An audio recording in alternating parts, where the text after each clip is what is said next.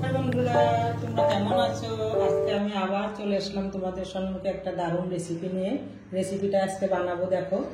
রেসিপিটা হলো ঢোকলা। এখন আমি ঢোকলা বানানোর জন্য ব্যাটারটা তৈরি করে নেব। প্রথমে আমি নিয়ে নিলাম 1 কাপ বেসন।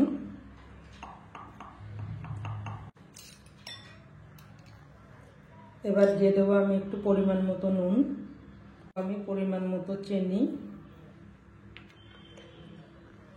এখন দেবো একটু করে হলুদ গুঁড়ো কালারের জন্য। আমি এখন এটাকে ভালো করে শুকনো করে মিক্স করে নেব।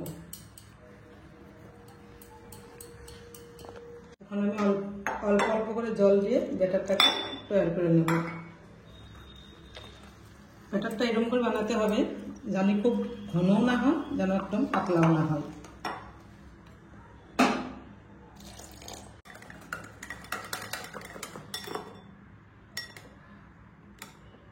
দেখেন এই যে ব্যাটারটা ঠিকঠাক তৈরি হয়ে গেছে। ব্যাটারটা কিন্তু বেশি ঘনও না, বেশি পাতলাও না। এবার আমি ব্যাটারটাকে 10 মিনিটের জন্য ঢেকে রেখে দেবো। ঢোকলাতে আমরা যে তরকাটা দেবো সেই তরকাটা এখন আমরা তৈরি করে নেব। প্রথমে আমি দিয়ে দেবো কালো আর সাদা সরষে। এখন আমি কাঁচা লঙ্কা দিয়ে দেবো, কারি পাতা। এটাকে আমি ভালো করে এখন ভেজে নেব। এখন দিয়ে দেবো আমি 1 চামচ চিনি, পরিমাণ মতো নুন, দেবো অল্প জল,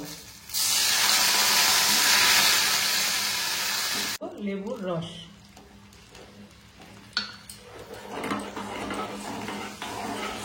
যে দেখুন তরকারিটা হয়ে গেছে, সুন্দর ফ্লেভার এসে গেছে। এখন একটা পাত্রতে ঢোকলার জন্য জল বসিয়ে দেবো। এখন আমি ঢোকলার বাটি বসানোর জন্য এখানে স্ট্যান্ড বসিয়ে দিলাম। টিফিনটাতে আমি ব্যাটারটা ঢালবো, তার জন্য আমি আগে তেল দিয়ে টিফিনটাতে ব্রাশ করে নেব।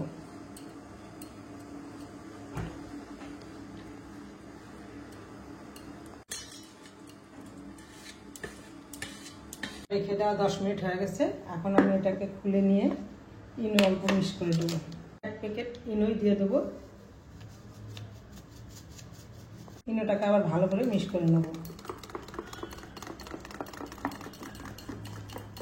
দেখুন যে ইনোটা দেওয়ার সঙ্গে সঙ্গে কি সুন্দর ফুলে উঠেছে।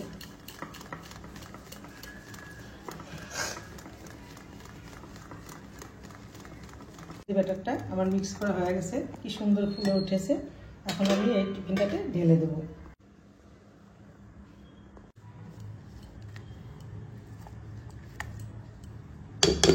এটা একবার টিফিনে ঢালার পরে এটাকে কিন্তু আর নাড়াচাড়া করা যাবে না।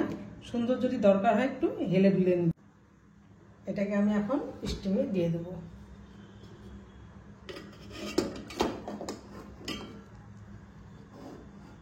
ঢাকা দিয়ে ঢেকে রেখে দেবো।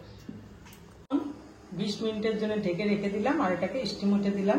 তারপরে আবার খুলে দেখবো। আমি এটা খুলে দেখবো। এই দেখুন সুন্দর হয়ে গেছে। এখন এটা আমি নামিয়ে নেব।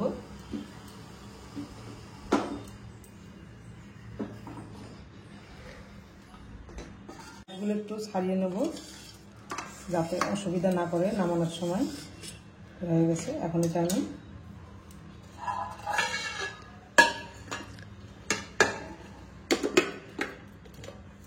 দেখুন খুব সুন্দর হয়েছে। দেখুন এটাকে আমি এখন পিস পিস করে কেটে নেব।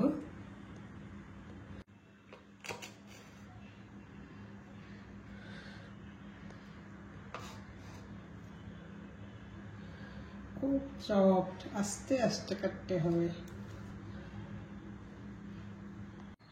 এই যে দেখুন ঢোকলাটা খুব সুন্দর সফট হয়েছে।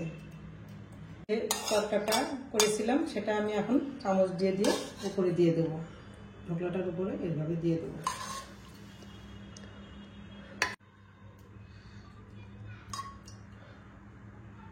আমার কাছে বিট ছিল কিছু, এই বিটটা দিয়ে আমি এখন উপরে ছড়িয়ে দেবো যাতে সুন্দর দেখা যায়।